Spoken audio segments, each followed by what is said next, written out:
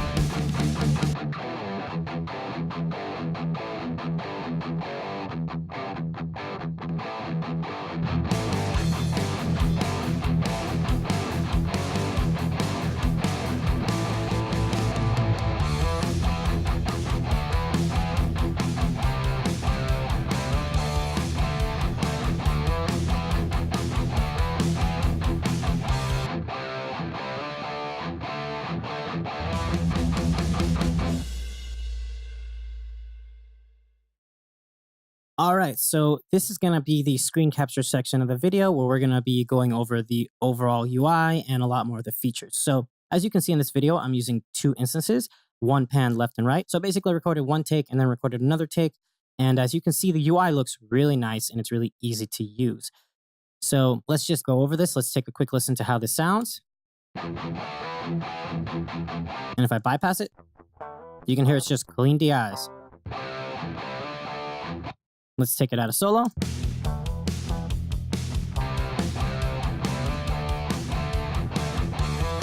Now, overall, I'm really happy with the sound. I think it sounds great. But let's just grab the guitar left, solo this up. Let's move this to the middle. And let's grab this copy of Spark that I made over here. We'll make sure this is in default just so it has no changes. And let's see what we have. We have a bass 67. We have a lead 68, which is obviously a super lead. We have a 800, which is obviously a JCM 800. And we have a AFD. So we have four classic Marshall amps. A really cool thing is that this has a lot more control than it looks. So let's just get started. On the top, we have a noise gate, which has a threshold, release, and a hysteresis control. This is amazing.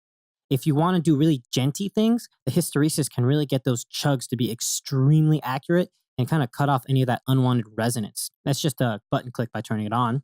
We have 5 different stomp boxes. We have the TS-808, TS-808 mod. These are basically Tube Screamer emulations. A really cool thing is Mercurial also has this as a free plugin with both mods. We have a TS7 Hot, which is a really grungy TS7 emulation. We have a Grid Slammer, which is another plugin that they have that's an amazing stomp box emulation. You should really grab it. It's free. And then they have the MSD1. These actually all sound pretty different and really interesting. Let me just play this with the stock bass 67 setup. A little crunchy, right? Check out what happens when I have the TS8. We'll bring down the output just to not blow your ears out. Let's try the mod, the hot. Grid Slammer has a nice crunch to it. And then the MSD has a kind of more mellow tone. I am actually digging the Grid Slammer. Let's see how this sounds in the mix with the Grid Slammer on it. Let's take this out of solo.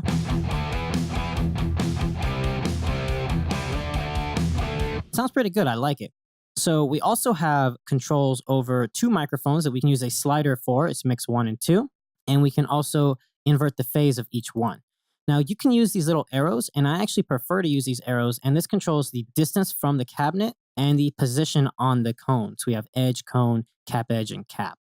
We have 4 different impulses that you can choose from: a modern T75, a modern vintage 30, a modern G12M, a vintage K120S, and then we have 4 more, which are actually the same ones that have been EQ'd to kind of have a more polished sound. We can choose from 3 microphones: a 57, Royer 121, and a MD441.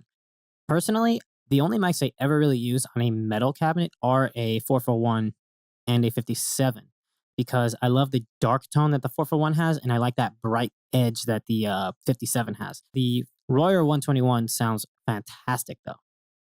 We have a choice from 2 preamp tubes, the RCA and the RSD. Then we have 2 power amps, EL34s and 6 L6 GCs. We can oversample this up to 8 times. And a cool thing is that you don't really even need this. I've noticed like 0 aliasing using this, but I'm not doing any crazy solo stuff. If you're doing really high notes that might have a little bit of aliasing, I would suggest just turning it on after you've recorded it because it'll get rid of any of that. You have different modes, mono and stereo. And a cool thing is that when you have stereo mode, it does actually take it and make it nice and wide. Now, we also have a effects section, which is literally just a little click right here, which allows us to have a chorus, which has a depth, speed, and mix control, a reverb, which has size, decay, dampening, and mix. And the reverb has a ton of options. You have a chamber, a spring, a room, 2 halls, 2 stadiums, and a cathedral. Then you have a delay, which you can turn on and off. You can sync it to your tempo. And you can control if you want to have it all initial, left times 2, right times 2, both times 2. And you can have it prior or parallel to the reverb. You have gain, time, decay, low cut, high cut, level. Let me just show you what the chorus sounds like though, because this thing sounds so cool. So I have it on a stereo track. This is a mono recording. We're having it in mono mode. Let's just play it. Now let's turn on chorus. Let's see what happens if we take this out of solo and we mute the other guitar. Let's go for a more hard-hitting amp. Let's go for a JCM 800. Take that grid slimmer out. Use the TS 808 mod, which has less gain.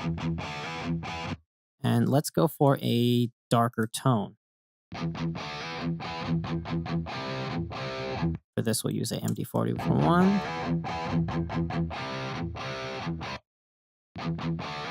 and we'll add some bass, mids, get rid of some of the treble.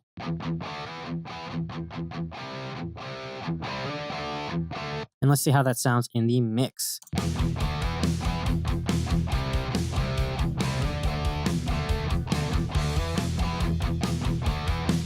So pretty cool. It has a old school vintage rock and roll sound. Now, all of these sound very different. Let's just go through them to see how they sound. Now, the lead has a really mid-focused sound. We're going to bring down the output so we don't blow your ears out. Let's try the 800 one more time. Now, one thing to note is that all these amps actually save their settings separately. So you don't have to worry about having to regain stage. You can just gain stage these all. Now, one of my favorites, though, is the AFD because it has the number 34 little switch right here. So check this out. It really makes it super high-end heavy, and you can hear it just cranking it into itself. It's adding a lot more gain. So with that, we can actually have a darker tone. Let's have more mids and bass, get rid of some of the presence, bring down the master, and bring up the gain. And we might even be able to get away with no stomp box.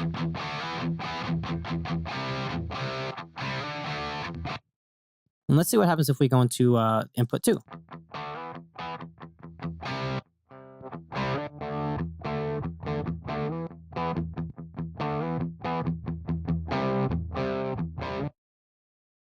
These sound very martially, as you can tell. They have a very dynamic set of tones, but they all do crunch and drive really, really well.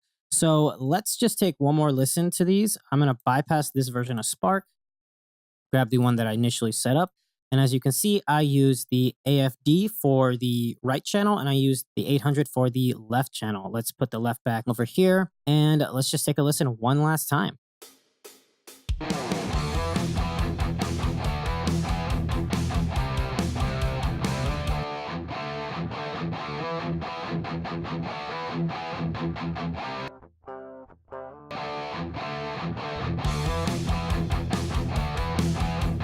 And there you have it. I am a huge fan of Marshall tones. I grew up listening to everything pretty much being played through a Marshall.